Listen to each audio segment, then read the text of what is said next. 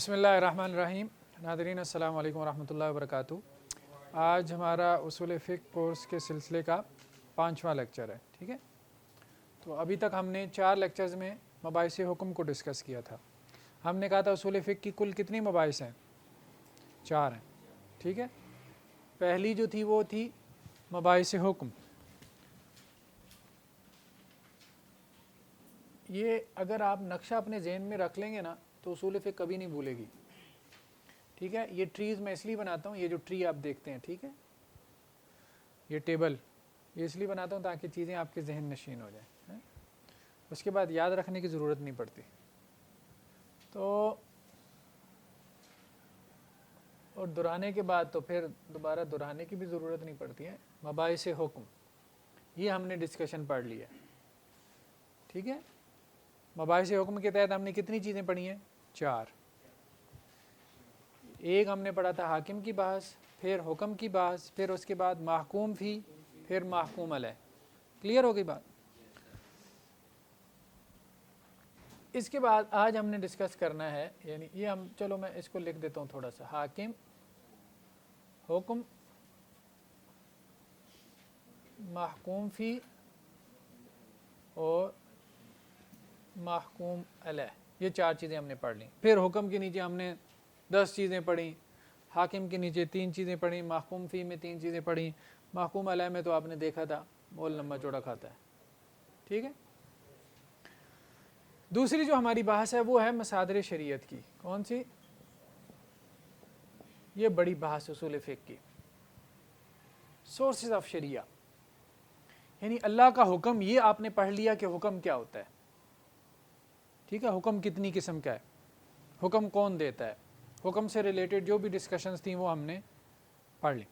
اب یہ حکم کہاں پہ ملے گا اللہ تعالیٰ کا؟ اس کو کہتے ہیں مصدر شریعت, ماخذ شریعت. مصدر, سورس, سر چشمہ. جیسے پانی چشمے سے نکلتا ہے نا, الیکٹریسٹی کہاں سے آتی ہے؟ پیچھے سے, پاور اسٹیشن سے.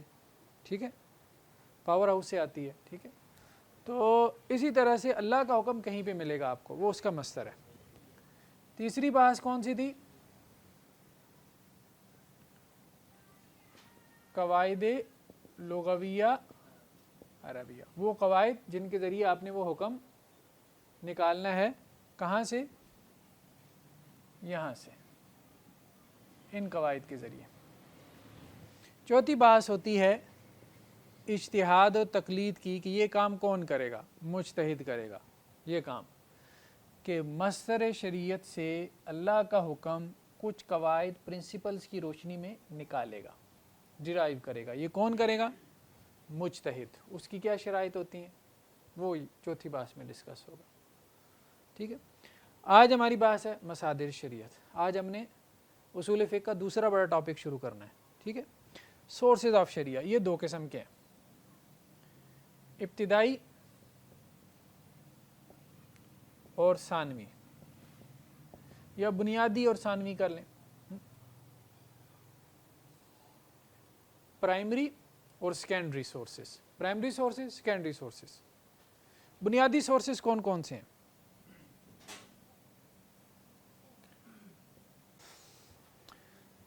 تو پرائمری سورسز جو ہیں وہ 2 ہیں. ٹھیک ہے, شریعہ کے پرائمری سورسز کون سے ہیں؟ 2 ہیں. ایک قرآن اور دوسرا سنت. قرآن و سنت, یا کتاب و سنت بھی اس کو کہتے ہیں. ٹھیک ہے, کتاب و سنت بھی کہتے ہیں, قرآن و سنت بھی کہتے ہیں.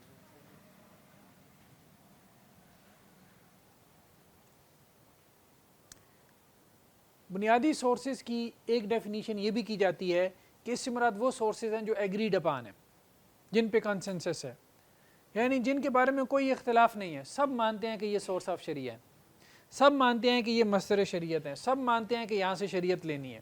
سب اسکول آف تھاٹ, سب مسالک, سب جتنے بھی فقہی مذاہب ہیں. ٹھیک ہے, تو بنیادی سورسز کون سے ہیں جن کے بارے میں کوئی اختلاف نہیں ہے؟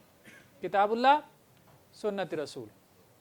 اس کو ہم آگے چل کے ڈسکس کرتے ہیں. ٹھیک ہے, ثانوی یا سیکنڈری سورسز وہ ہیں کہ جو ان سے نکلے ہیں, یہاں سے کوئی دلیل ملی ہے کہ یہ بھی سورس بن سکتا ہے. اور دوسری بات اس کی ایک ڈیفینیشن یہ بھی کی گئی ہے کہ یہ وہ ہیں جن کے اوپر کنسنسس نہیں ہو سکا، جن پہ اتفاق نہیں ہو پایا، ان کے بارے میں اختلاف ہے کہ یہ سورس آف شریعہ ہیں کہ نہیں ہیں. کلیئر ہو گئی بات؟ یہ کون سے ہیں؟ ان میں سے کچھ کا تعلق جو ہے وہ روایت سے ہے، نقل سے، اور کچھ کا تعلق جو ہے وہ فہم سے ہے، انڈرسٹینڈنگ سے. ثانوی سورسز کچھ ایسے ہیں جو نقلی ہیں، نقل تو سمجھتے ہیں نا، خبر سے ان کا تعلق ہے.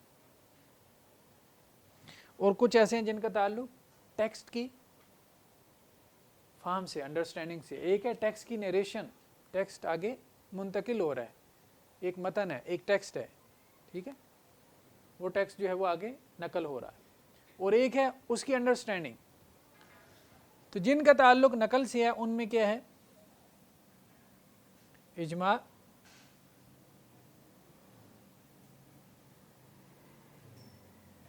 قول صحابی،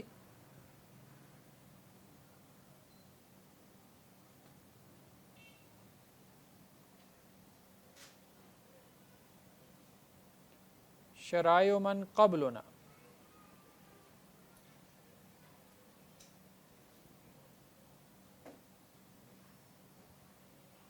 اور عرف. ٹھیک ہے. اور جن کا تعلق فہم سے ہے ان میں پھر اجماع بھی ہے، قیاس ہے، مصلحت ہے، مصلحت مرسلہ اس کو کہتے ہیں، سد الذرائع ہے،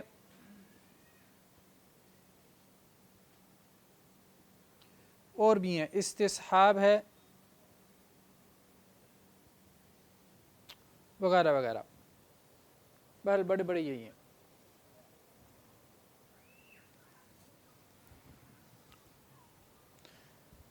بات سمجھ میں آ رہی ہے؟ ابھی نہیں آ رہی؟ اللہ کا حکم ہم نے کہاں سے لینا ہے؟ اتنی بات تو سمجھ میں آئی ہے نا، قرآن سے لینا ہے، سنت رسول سے لینا ہے. اس کے علاوہ بھی کہیں سے اللہ کا حکم لے سکتے ہیں؟ یہ بات ہو رہی ہے.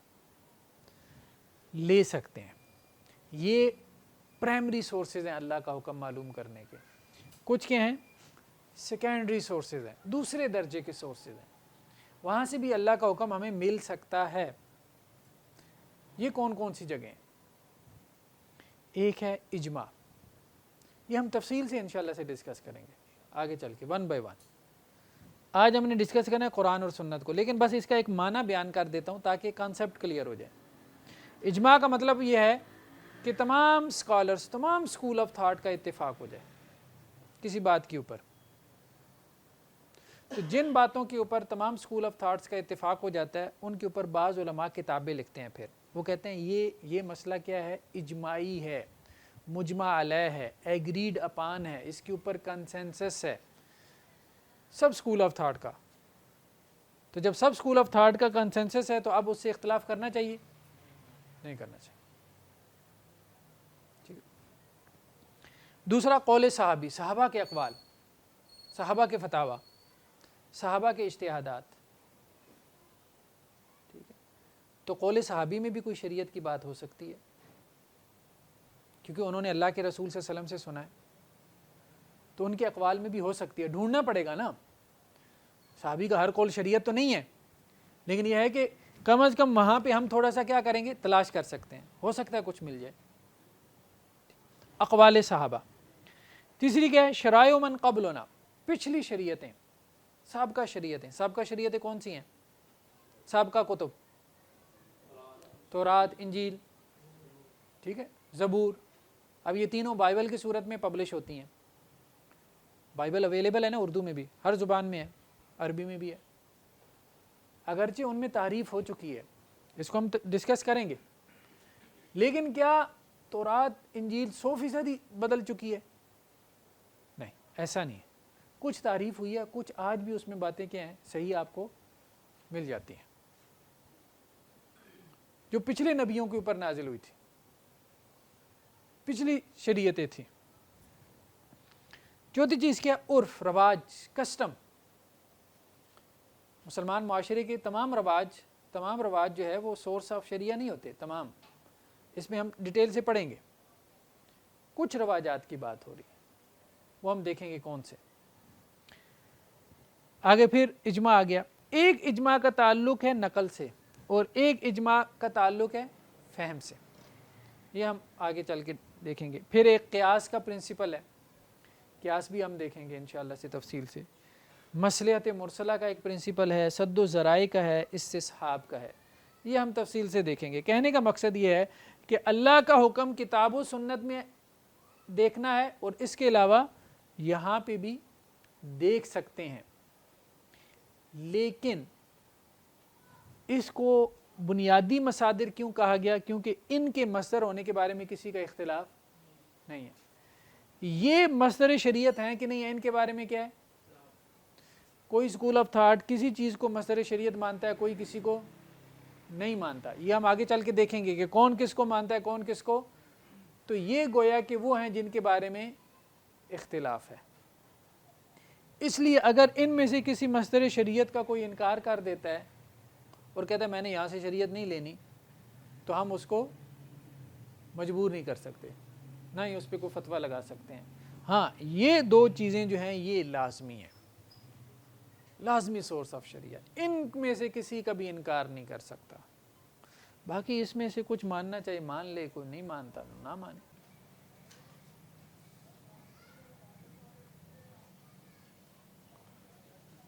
اللہ کی کتاب کے موضوعات کتنے ہیں؟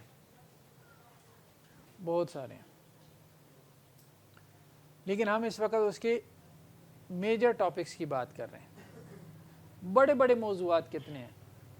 کوئی آپ سے پوچھے کہ قرآن کے بڑے موضوعات کون سے ہیں، کن چیزوں کا قرآن میں بیان ہے، کوئی نان مسلم ہی آپ سے سوال کر لیتا ہے، کہتا ہے یار ٹھیک ہے پوری کتاب تو مجھ سے نہیں پڑھی جاتی، وہ تو خیر ہم بھی نہیں پڑھتے، تو لیکن کم از کم تمہیں اتنا تو پتہ ہوگا نا کہ قرآن میں کس چیز کا ذکر ہے۔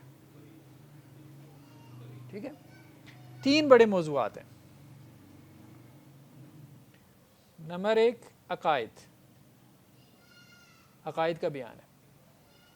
ٹھیک ہے، قرآن کیا کرتا ہے؟ آپ کی جو سوچ ہے، آپ کی جو تھاٹ ہے، اب عقائد میں عقیدہ توحید ہے، عقیدہ رسالت ہے، عقیدہ آخرت ہے، جنت جہنم کا بیان ہے، فرشتوں کے بارے میں کیا عقیدہ ہونا چاہیے۔ ٹھیک ہے، تو یہ رسالت، وہی انبیاء کرام کا بھی ذکر آ گیا، تو عقائد کا بیان ہے، فنڈامنٹل بیلیفز کا تذکرہ ہے، یہ ایک بڑا موضوع ہے قرآن کا۔ ٹھیک ہے، دوسرا بڑا موضوع کون سا ہے؟ عبادات کا بیان ہے قرآن میں، نماز کا ذکر ہے، روزے کا ہے، حج کا ہے، ٹھیک ہے، زکوٰۃ کا ہے، جتنی عبادات ہیں آپ دیکھتے ہیں ان کا ذکر ہے نا۔ تیسرا بڑا موضوع کون سا ہے قرآن کا؟ تو عبادات کیا ہو گئی؟ Acts of worship. تیسرا بڑا موضوع کیا ہے؟ معاملات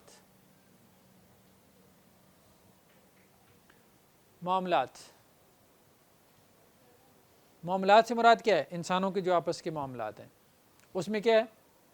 میرج کا تذکرہ ہے، شادی کے احکامات ہیں، سیپریشن، ڈائیورس کا ذکر ہے، ٹھیک ہے، نکاح کا ذکر ہے، تفصیل سے بیان ہوئی ہے، قرض کے جو ہیں وہ معاملات ہیں ان کا ذکر ہے، انہیریٹنس، لا آف انہیریٹنس جسے آپ وراثت کا قانون کہتے ہیں، ٹھیک ہے، کوئی فوت ہو جائے تو اس کے ورثاء میں کیسے اس کی وراثت تقسیم ہوگی، اس کا ذکر ہے۔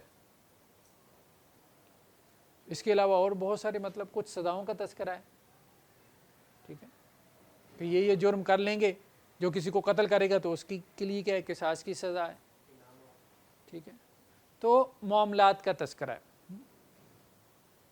اسی طرح فائنینشیل جو ٹرانزیکشنز ہیں ان کا تذکرہ ہے، ٹھیک ہے، سود کی ممانعت ہے، شراب سے منع کیا گیا، تو اس طرح سے کچھ چیزوں کا ذکر ہے، معاملات کا ذکر ہے، ٹھیک ہے۔ یہ 3 میجر سبجیکٹس ہیں قرآن مجید کے۔ کلیئر ہوگی بات؟ دوسری چیز ہے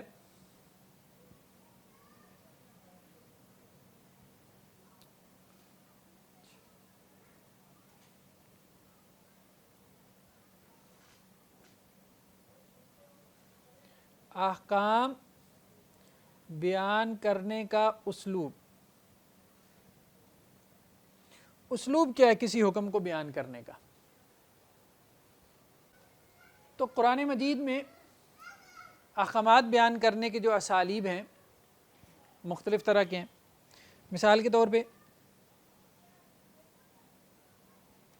اگر کسی چیز کو فرض قرار دینا ہے تو اس کا ایک اسلوب نہیں ہے، اس کے کتنے اسلوب ہیں؟ کئی ایک اسلوب ہیں۔ اگر کوئی فرض حکم بیان کرنا ہے تو فرض حکم بیان کرنے کے کئی ایک اسلوب ہیں۔ ایک اسلوب کیا ہے؟ مثال کے طور پہ کہ امر کا صیغہ استعمال کیا جاتا ہے۔ کس کا صیغہ؟ امر تو سمجھتے ہیں نا، فعل امر، عربی گرامر پڑھ لیا نا آپ، ٹھیک ہے؟ جیسے اقیم الصلاۃ، نماز قائم کرو، وآتوا الزکاۃ، زکوٰۃ ادا کرو، یہ کون سا صیغہ ہے؟ امر کا صیغہ ہے، ٹھیک ہے؟ لیکن امر کا جو صیغہ ہے قرآن مجید میں وہ صرف فرض کے لیے استعمال نہیں ہوتا، صرف وجوب کے لیے استعمال نہیں ہوتا، ٹھیک ہے؟ بعض اوقات قرآن کیا دیتا ہے؟ کتبہ، کیا لفظ استعمال کرتا ہے؟ کتبہ کا، کتب علیکم الصیام، تم پر روزہ کیا ہے؟ فرض کر دیا گیا،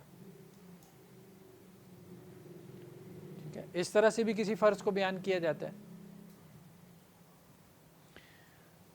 اگر حرام کو بیان کرنا ہو مثال کے طور پہ، اس کو بھی بیان کرنے کے مختلف انداز ہیں۔ اب مطلب یہ نہیں ہے جیسے بعض لوگوں کا خیال ہے نا، جب تک حرام کا لفظ نہ آئے تو اس وقت تک چیز حرام نہیں ہوتی، ٹھیک ہے؟ جیسے قرآن کا وَلَا تَقْتُلُوا النَّفْسَ الَّتِي، نہیں کا صیغہ، نہیں کا صیغہ کس کے لیے آتا ہے؟ حرام کو بیان کرنے کے لیے۔ وَلَا تَقْتُلُوا النَّفْسَ، کسی جان کو قتل مت کرو۔ اب کسی کو قتل کرنا کیا ہے؟ حرام ہے۔ بعض اوقات قرآن کہتا ہے لا خیر، یہ انداز ہوتا ہے، کسی چیز کو حرام قرار دینا ہے تو کیا کہا جاتا ہے؟ اس میں کوئی خیر نہیں ہے۔ لا خیر فی کثیر من نجواہم، وہ جو سرگوشیاں کرتے ہیں نا، چھپ چھپ کے سازشیں کرتے ہیں نا اسلام کے خلاف، تو اس میں کیا ہے؟ کوئی خیر نہیں، کوئی خیر کا پہلو نہیں ہے۔ تو بعض اوقات کسی چیز کی حرمت بیان کرنے کے لیے یہ انداز اختیار کیا جاتا ہے لا خیر، ٹھیک ہے؟ کس میں؟ کیا پڑھا آپ نے؟ نہیں، آمنو، آمنو یہ امر کا صیغہ ہے، ایمان لاؤ، یا ایھا الذین آمنوا آمنوا باللہ ورسولہ، ٹھیک ہے؟ اگر کسی چیز کو یعنی مباح کو بیان کرنا ہو تو اس کے لیے عام طور پہ لفظ استعمال ہوتا ہے لا حرج، کوئی حرج نہیں ہے، اگر تم یہ کام کر لو تو کوئی حرج نہیں۔ اس کا مطلب کیا ہے؟ نہ وہ فرض ہے نہ وہ حرام ہے، وہ کیا ہے؟ مباح تو پتہ ہے نا، الاؤڈ، ٹھیک ہے؟ اگر کسی مستحب کو بیان کرنا ہو تو عام طور پہ کیا کیا جاتا ہے؟ یا تو امر کا صیغہ استعمال ہوتا ہے یا پھر اس کے لیے ثواب کا ذکر کر دیا جاتا ہے، یہ کام کرو گے تو یہ ثواب ملے گا۔ تو مطلب کیا ہے؟ وہ چیز کیا ہے؟ مستحب ہے، پریفرڈ ہے، ریکمینڈڈ ہے۔ اگر کسی مکروہ کا تذکرہ ہو تو یا تو نہیں کا صیغہ استعمال کیا جاتا ہے یا پھر جو ہے وہ اس کے لیے ناپسندیدگی کے الفاظ آتے ہیں، اللہ کی نظر میں یہ پسندیدہ نہیں، تو نہیں کا صیغہ بھی استعمال ہو جاتا ہے۔ تو امر کا صیغہ جو ہے نا، یہ امر جہاں پہ قرآن میں آ جائے امر کا صیغہ، تو اس کا مطلب ہر وقت یہ نہیں ہوتا کہ وہ چیز فرض ہے، ٹھیک ہے؟ بعض اوقات اس سے مراد فرض ہوتا ہے، بعض اوقات اس سے مراد مستحب ہوتا ہے، بعض اوقات اس سے مراد کیا ہوتا ہے؟ مباح، یعنی حکم ہے لیکن حکم کا مطلب کیا ہے؟ فرض نہیں ہے، کیا ہے؟ مباح ہے۔ جیسے کلو واشربو، کھاؤ پیو، اللہ تعالیٰ یہ تو نہیں کہہ رہے کھانا پینا فرض ہے، ٹھیک ہے؟ یہ امر کا صیغہ ہے، کلو واشربو، اور خاص طور پہ اگر نہیں کے بعد امر آئے، کس کے بعد؟ پہلے ایک چیز سے منع کیا، پھر اس کے بعد امر کا صیغہ آ گیا، تو اس سے مراد کیا ہوتی ہے کہ یہ چیز کیا ہے؟ مباح ہے۔ اللہ نے کہا حالت احرام میں شکار نہیں کرنا، شکار نہیں کرنا۔ پھر کہا وَإِذَا حَلَلْتُمْ فَاصْطَادُوا، جب احرام اتار دو شکار کرو۔ کیا ہے؟ یہ امر کا صیغہ ہے، شکار کرو۔ اب اس کا مطلب یہ نہیں ہے کہ شکار کرنا فرض ہے۔ کیا ہے شکار کرنا؟ کر سکتے۔ اسی طرح کہا کہ جب جمعہ کی اذان ہو جائے تو کیا کرو؟ وَذَرُوا الْبَيْعَ، بے کو کیا کرو؟ چھوڑ دو۔ ٹھیک ہے، اب بے کرنا کیا ہے؟ حرام ہے، بے کرنا کیا ہے؟ حرام ہے۔ لیکن پھر کہا کہ جب جمعہ کی نماز ہو جائے تو پھر کیا کرو؟ فَانْتَشِرُوا، زمین میں پھیل جاؤ۔ اب یہ بھی امر کا صیغہ ہے، تو اب اس سے مراد کیا ہے؟ پھیل جانا، پھیل جانا فرض ہے، کیا ہے؟ مباح ہے۔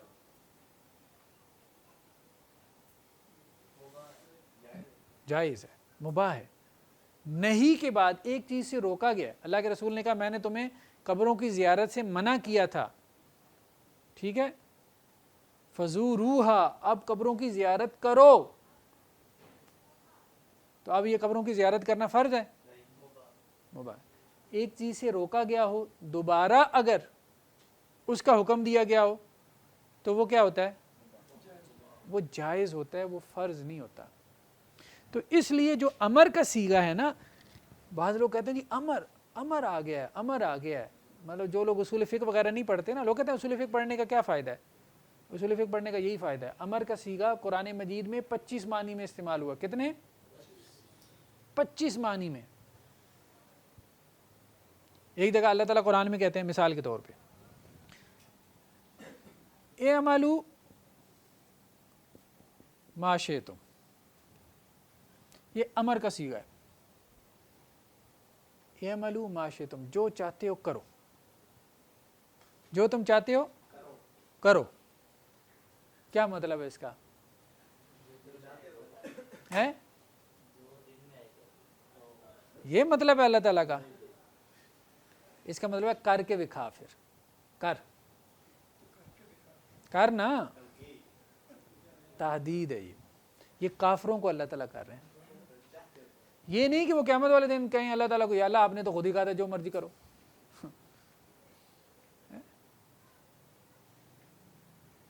ٹھیک ہے، جیسے آپ کسی کو کہتے کر صحیح، کر کے دکھا میں، ٹھیک، یہ اس کو کہتے ہیں تحدید کے لیے۔ یا امر کس کے لیے؟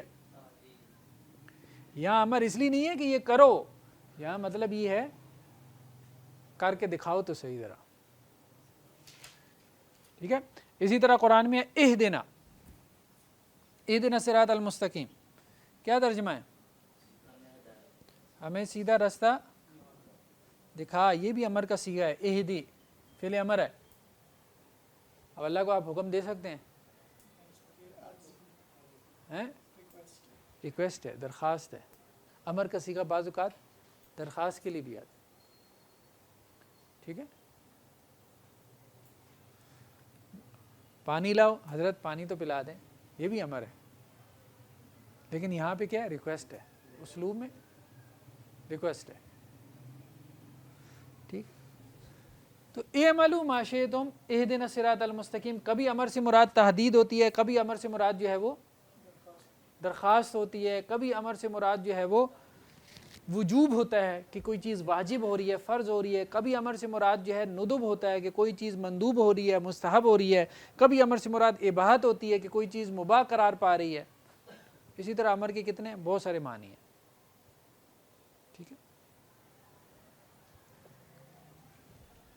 نہیں کا بھی ہر وقت مطلب جو ہے وہ حرام نہیں ہوتا، کبھی نہیں کا مطلب ہوتا ہے یہ چیز حرام ہے، کبھی نہیں کا مطلب ہوتا ہے یہ چیز کیا ہے؟ مکروہ ہے۔ یا ایھا الذین آمنوا لا تسألوا، اے ایمان سوال نہ کرو۔ اب سوال کرنا کیا حرام ہے؟ حرام نہیں، لیکن اس کو ناپسندیدہ کہا، مکروہ کہا، اس لیے وہی نازل ہو رہی تھی، وہی نازل ہو رہی تھی، سوال لوگ کرتے تھے تو آیات نازل ہو جاتی تھی، آیات نازل ہو جاتی، قیامت تک کے لوگ کیا ہے؟ پابند ہو گئے۔ سنت کے تحت جو اہم بحث ہے ایک تو وہ یہ ہے کہ قرآن اور سنت کا باہمی تعلق کیا ہے؟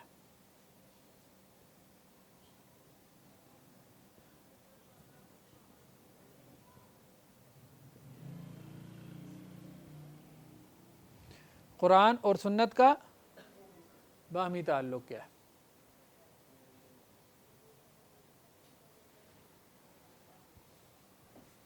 یہ تعلق 3 قسم کا ہے۔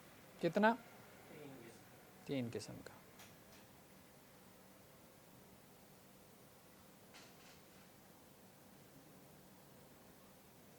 تاکید کا،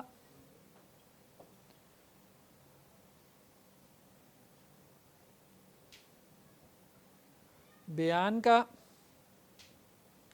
اور اضافے کا۔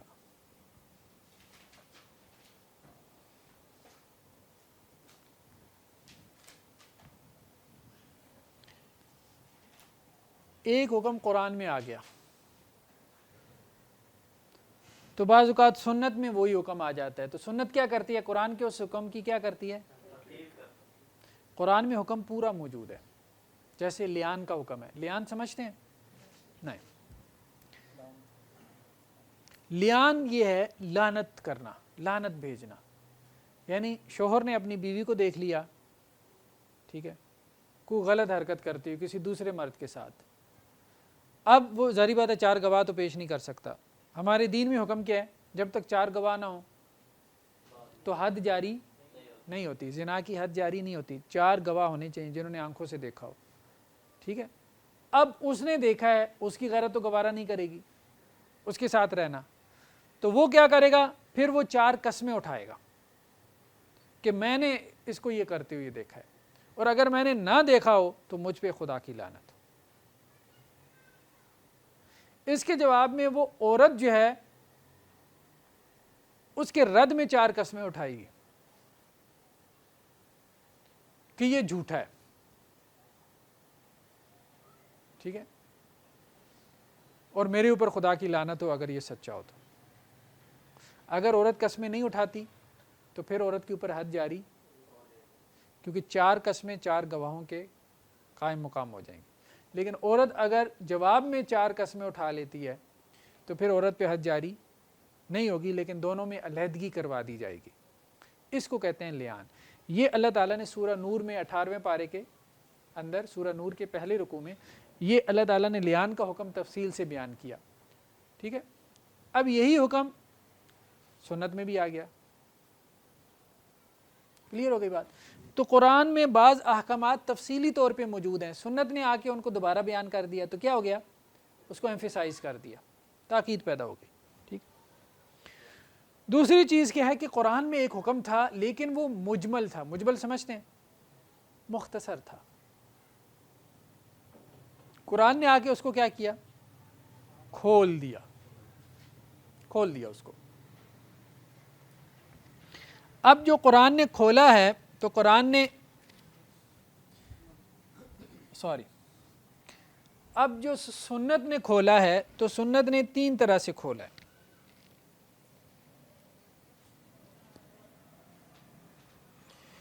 ایک ہے جسے کہتے ہیں جی مطلق کو مقید کر دیا۔ قرآن میں وہ حکم مطلق تھا، سنت نے اس کو مقید کر دیا۔ دوسرا یہ ہے کہ قرآن میں وہ حکم جو ہے مجمل تھا اور سنت نے اس کو مفصل کر دیا۔ اور تیسرا یہ ہے کہ قرآن میں وہ حکم عام تھا اور سنت نے اس کو خاص کر دیا، اس کی تخصیص کر دی،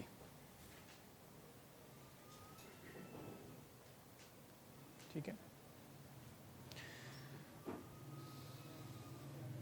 بعض اوقات سنت کیا کرتی ہے؟ قرآن کے حکم کو ایز اٹ از بیان کر دیتی ہے۔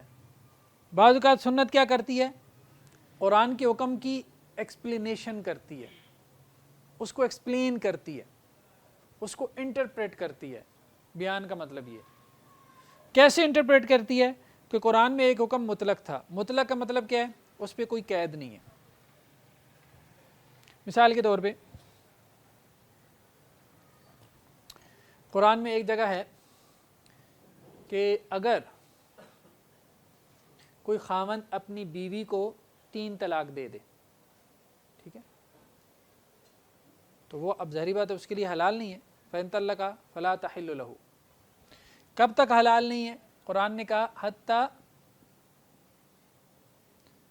تنکح زوجن غیرہ. ایک شوہر نے اپنی بیوی کو 3 طلاق دے دی، 3 طلاق دے دی تو اب اس کی بیوی اس کے لیے حلال نہیں ہے. کب تک؟ یہاں تک کہ وہ بیوی کیا کرے؟ کسی اور سے نکاح کر لے. کسی اور سے نکاح کر لے، وہاں سے بھی اس کو طلاق ہو جائے تو اب وہ پہلے خاوند سے دوبارہ نکاح کر سکتی ہے. پلان طلاق نہیں، وہ جسے حلالہ کہتے ہیں وہ نہیں. اس کے اوپر اللہ کے رسول صلی اللہ علیہ وسلم نے لعنت بھیجی ہے اور کہا کہ حلالہ جو ہے وہ یہ اس کو کیا ہے، مطلب کرائے کا سانڈ کرا دیا ہے. کرائے پہ جیسے سانڈ لے آتے ہیں نا لوگ اپنی بھینسوں کے لیے، تو بس یہی ہے، اپنی بیوی کے لیے وہ کرائے کا سانڈ لے آیا. تو اس کو قرآن نے نہیں. ایک یہ ہے کہ مطلب اتفاقاً ایسا ہو گیا، ایک خاتون کو طلاق ہو گئی، اس نے کہیں اور شادی کر لی، وہاں بھی اس کی نہیں بنی، اس کو وہاں سے بھی کیا ہو گئی؟ طلاق ہو گئی، تو اب وہ پہلے سے نکاح کر سکتی. یہ بات قرآن نے بیان کی. تو قرآن نے کیا کہا کہ اگر اس کے شوہر نے 3 طلاقیں دے دیں تو وہ عورت حلال نہیں اپنے شوہر کے لیے یہاں تک کہ وہ نکاح کرے. اب یہ جو لفظ ہے نکاح کرے، اگر وہ صرف نکاح کرے اور اس کو طلاق ہو جائے، صرف نکاح ہوا ہو، رخصتی نہ ہوئی ہو، تعلق نہ قائم ہوا ہو. بعض اوقات ایسا بھی ہوتا ہے نا، صرف نکاح ہو جاتا ہے، کاغذی کروائی ہوئی ہے، ٹھیک ہے. تو اگر صرف نکاح ہو جائے تو کیا پھر بھی وہ اپنے پہلے شوہر کے لیے حلال ہو جاتی ہے؟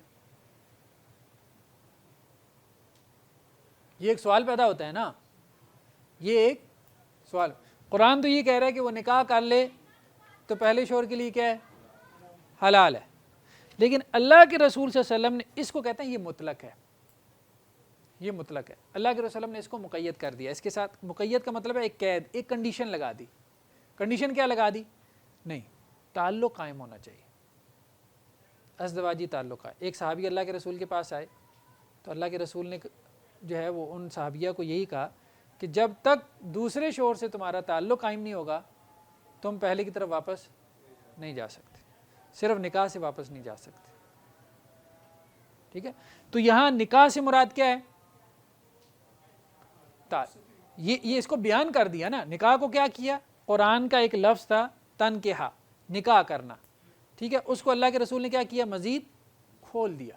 کیا کھول دیا؟ کہ نکاح سے مراد صرف نکاح نہیں ہے، عقد نکاح نہیں ہے، کانٹریکٹ نہیں ہے، بلکہ اس سے مراد تعلق بھی ہے، میاں بیوی والا تعلق، ازدواجی تعلق، ٹھیک ہے، میرٹل ریلیشن شپ. ٹھیک ہے. تو یہ ہے مطلق کو مقید کرنا. یہاں پہ قرآن میں ایک چیز مطلقاً بیان ہوئی تھی لیکن سنت میں کیا آ گئی؟ اس کی ایک کنڈیشن لگا دی گئی. تو یہ ہم پڑھ رہے ہیں کہ قرآن اور سنت کا باہمی تعلق کیا ہے. دوسرا کیا ہے؟ مجمل کو مفصل کرنا. قرآن میں ایک حکم آیا اقیم الصلاۃ، نماز پڑھو. کیسے پڑھو؟ ہے قرآن میں طریقہ نماز کا.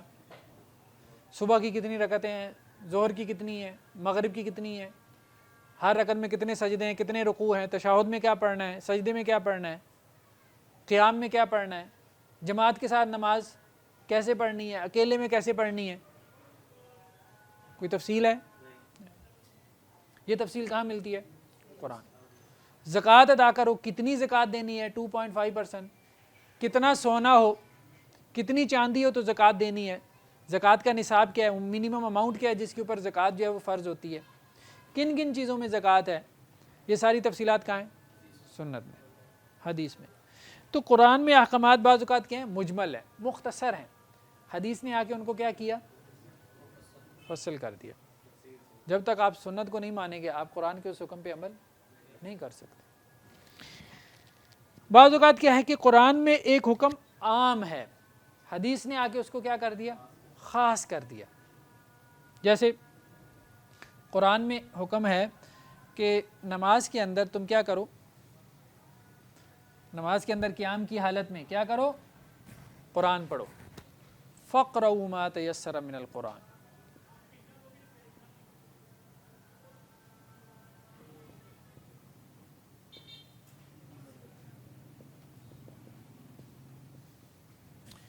قرآن نے کیا کہا؟ جب نماز میں کھڑے ہو تو کیا کرو؟ فقرؤ پڑھو ما تیسر، جو آسان لگے، من القرآن،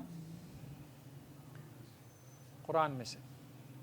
اب یہ حکم کیا ہے؟ لازمی ہے، فرض ہے، ٹھیک ہے؟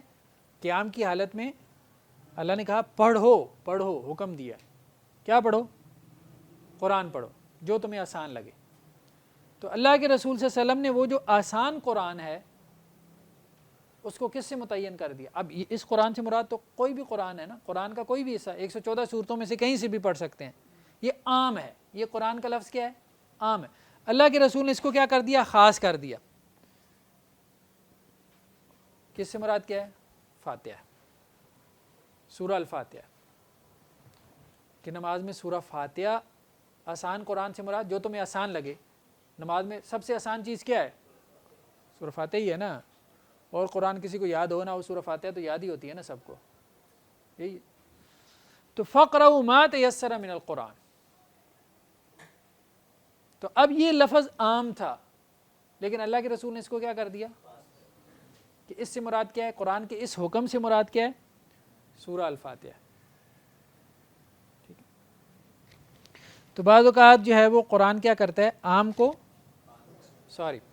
بعض اوقات سنت کیا کرتی ہے؟ قرآن کے عام کو خاص کر دیتی ہے، ٹھیک ہے؟ لیکن اس میں تھوڑا سا فرق ہے احناف کے ہاں اور جمہور کے ہاں، ٹھیک ہے؟ جمہور یہ کہتے ہیں کہ ہر قسم کی حدیث، چاہے وہ خبر واحد ہو، چاہے خبر مشہور ہو، چاہے خبر متواتر ہو، اس سے آپ کیا کر سکتے ہیں؟ قرآن کے عام کو خاص کر سکتے ہیں۔ لیکن احناف یہ کہتے ہیں کہ خبر واحد سے قرآن کے عام کو خاص نہیں کر سکتے، خبر مشہور سے کر سکتے ہیں، خبر متواتر سے کر سکتے ہیں۔ یہ چیزیں تو آپ اصول حدیث میں پڑھ لی نا، خبر متواتر، خبر مشہور اور خبر واحد۔ تھوڑا سا آگے چل کے دیکھ بھی لیتے ہیں۔ تیسری چیز ہے اضافہ۔ قرآن میں ایک حکم بیان ہوا اور سنت نے اس پہ کیا کر دیا؟ اضافہ کر دیا۔ اس کے بارے میں وہی موقف ہے جو یہاں پہ ہے، جمہور کا اور احناف کا فرق ہے۔ جمہور کیا کہتے ہیں؟ یہ کیا ہوگا؟ قابل قبول ہوگا، ایکسیپٹیبل ہے۔ تو جمہور کے نزدیک جو ہے وہ یہ ہے کہ خبر واحد جو ہے، خبر واحد، اس سے اضافہ ہو سکتا ہے، قرآن کے حکم میں اضافہ ہو سکتا ہے۔ لیکن احناف یہ کہتے ہیں، احناف فرق کرتے ہیں، وہ کہتے ہیں دو چیزیں، ایک ہے خبر واحد، خبر واحد سے اضافہ نہیں ہو سکتا قرآن کے حکم پہ، لیکن اگر مشہور ہو یا متواتر ہو اس سے اضافہ ہو سکتا ہے۔ حدیث مشہور ہو یا حدیث متواتر ہو، اس سے قرآن کے حکم پہ اضافہ ہو سکتا ہے، ٹھیک ہے؟ کیونکہ وہ کہتے ہیں اضافے سے مراد، اسی طرح عام کو خاص کرنے میں بھی یہی اختلاف ہے۔ جمہور کہتے ہیں خبر واحد سے قرآن کے عام کو کیا کر سکتے ہیں؟ خاص کر سکتے ہیں۔ احناف کہتے ہیں کہ نہیں، خبر واحد سے قرآن کے عام کو خاص نہیں کر سکتے، بلکہ مشہور ہو یا متواتر ہو تو پھر خاص کر سکتے ہیں، ٹھیک؟ اس کی وجہ یہ ہے کہ اضافہ ہو یا تخصیص ہو، اس کو وہ نسخ کی ایک قسم مانتے ہیں، اور نسخ کے لیے ان کے خیال میں دونوں چیزیں کیا ہونی چاہیے؟ برابر ہونی چاہیے۔ تو ان کی رائے میں قرآن اور خبر واحد جو ہے وہ آپس میں برابر نہیں ہے۔ اس میں ہم تھوڑا سا آگے چل کے ڈسکس کرتے ہیں، یہ ایک علیحدہ سے پوائنٹ ہے، لیکن یہ بات سمجھ میں آ گئی، ٹھیک؟ دوسری چیز یہ ہے کہ قرآن و سنت جو ہیں وہ کیا ایک ہی مصدر ہیں یا دو مصدر ہیں؟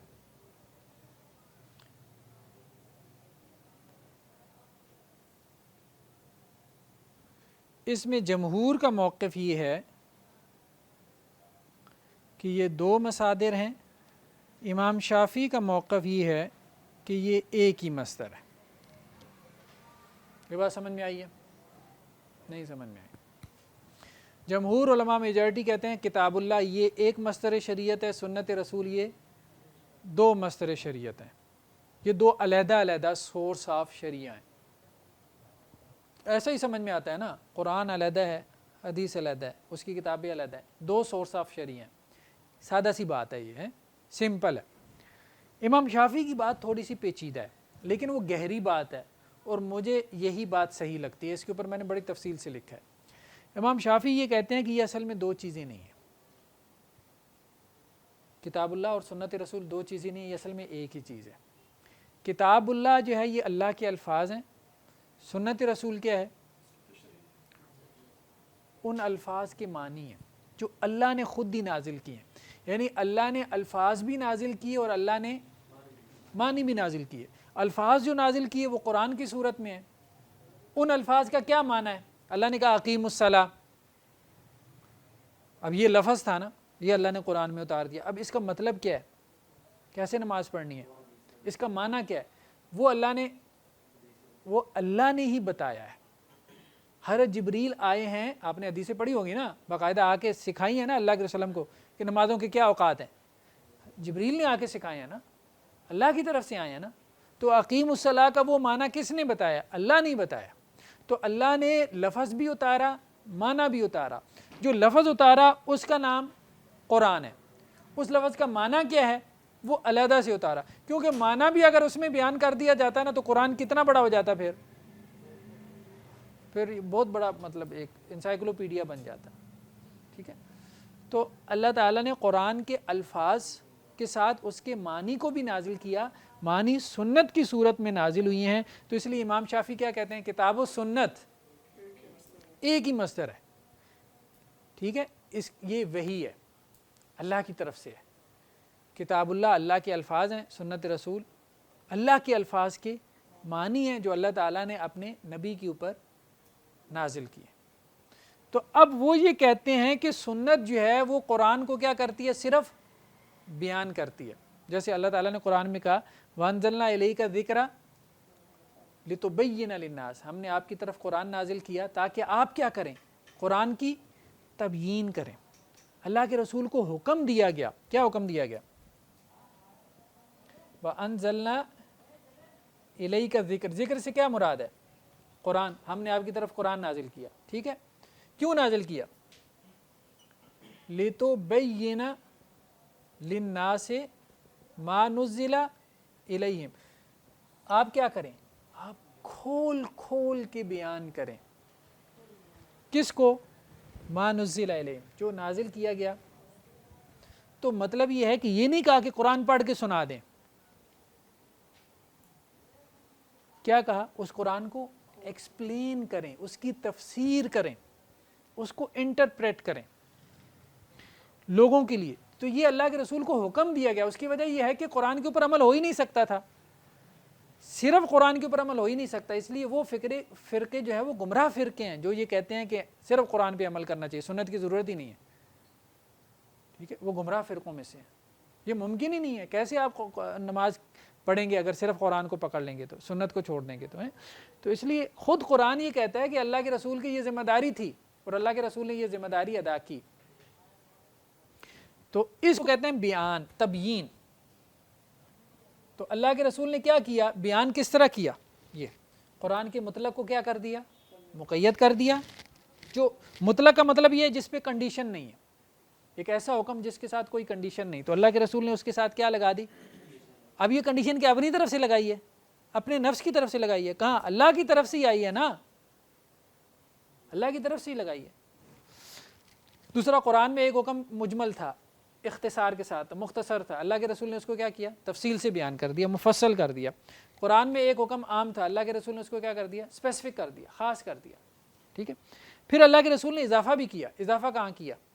بہت سارے احکامات میں.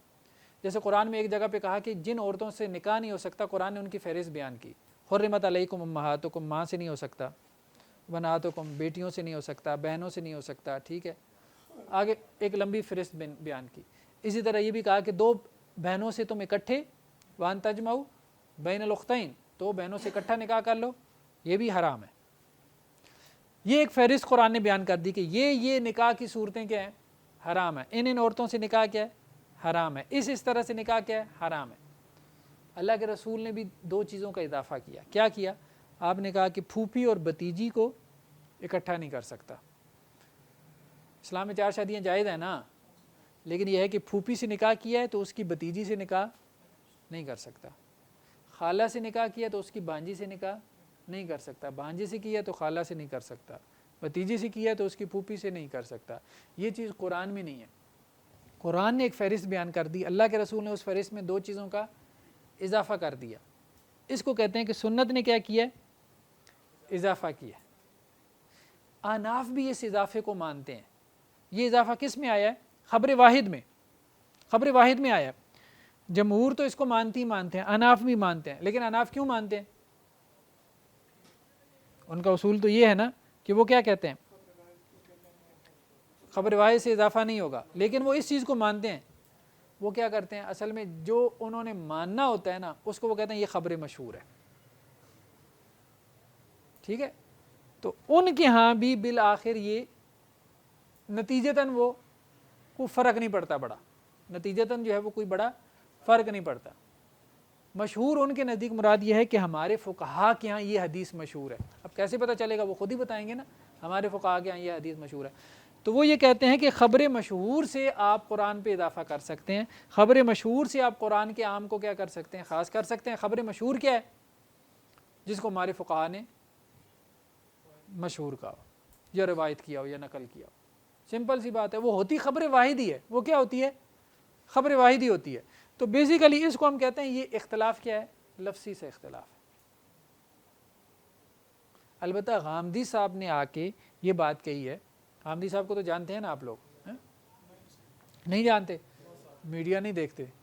اچھا، بہرحال تو غامدی صاحب نے آ کے یہ بات کی ہے کہ خبر واحد سے آپ قرآن کے اوپر اضافہ نہیں کر سکتے۔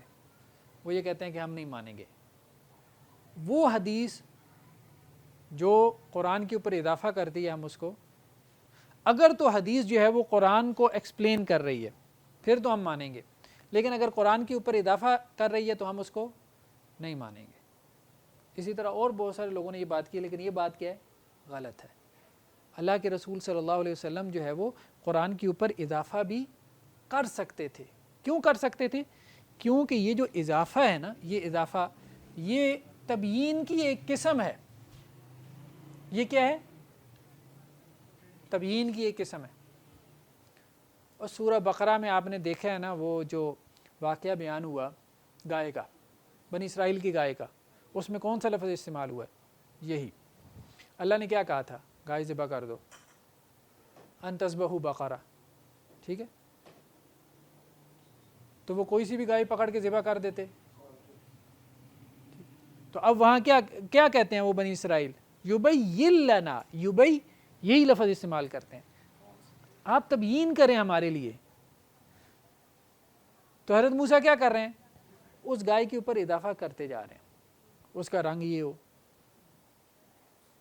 تو تبیین میں اضافہ بھی آ جاتا ہے، خود قرآن سے یہ ثابت ہے، قرآن میں تبیین کے لفظ میں اضافہ بھی شامل ہے۔ ٹھیک ہے، بہرحال یہ تو ایک گہرا سا نقطہ تھا، پتہ نہیں سمجھ میں آیا کہ نہیں سمجھ میں آیا۔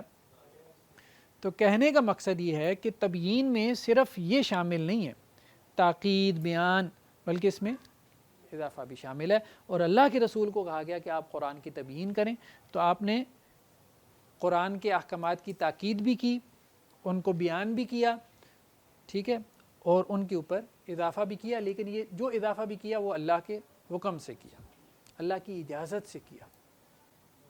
ہاں، وہ جمہور یہی کہتے ہیں کہ 2 مصدر ہیں، وہ یہی کہتے ہیں 2 مصدر ہیں، ٹھیک ہے، لیکن امام شافعی کہتے ہیں کہ نہیں، یہ ایک ہی مصدر ہے، وہ یہ کہتے ہیں کہ یہ ایک ہی مصدر ہے۔ یہ ان دونوں میں فرق ہے۔ تو اس لیے امام شافعی یہ کہتے ہیں کہ کوئی بھی حدیث جو ہے وہ قرآن کے اوپر اضافہ نہیں ہے، تو مجھے دکھاؤ، میں تمہیں اسے قرآن کی تشریح بنا کے دکھا دوں گا۔ تو کوئی بھی حدیث آپ ان کے پاس لے کے جائیں، اور ان کی جو کتاب ہے الرسالہ، الرسالہ کے اندر ایسی بہت ساری حدیثیں جن کو لوگ سمجھتے تھے کہ یہ حکم قرآن میں نہیں آیا، تو اس کو قرآن سے ثابت کر دیتے تھے کہ یہ دیکھو یہ حکم قرآن میں یہاں سے ثابت ہوتا ہے، ٹھیک ہے۔ تو مطلب یہ ایک بڑی وہ ذہانت ہے نا کہ آپ ہر چیز قرآن سے ثابت کر لیں۔ یعنی وہ کہتے تھے سنت کا کوئی حکم ایسا نہیں ہے جو آپ قرآن سے نہ نکال لیں، آپ نکال سکتے ہیں۔ تو اس لیے وہ کہتے تھے یہ ایک ہی مصدر ہے۔ اللہ کے رسول صلی اللہ علیہ وسلم نے سنت میں جو کچھ کہا ہے، جو کچھ کیا ہے، وہ سب قرآن کی کسی آیت کی تفسیر میں کہا ہے یا قرآن کی کسی آیت کی تفسیر میں کیا ہے۔ اب یہ علیحدہ بات ہے کہ تمہیں سمجھ نہیں آئی کہ قرآن کی کس آیت کی تفسیر ہے، تو تم نے سمجھ لیا کہ یہ کیا ہے، یہ اضافہ ہے، یہ ایک علیحدہ سی چیز ہے، لیکن اصل میں وہ کیا تھی؟ ایکسپلینیشن تھی قرآن کی کسی آیت کی۔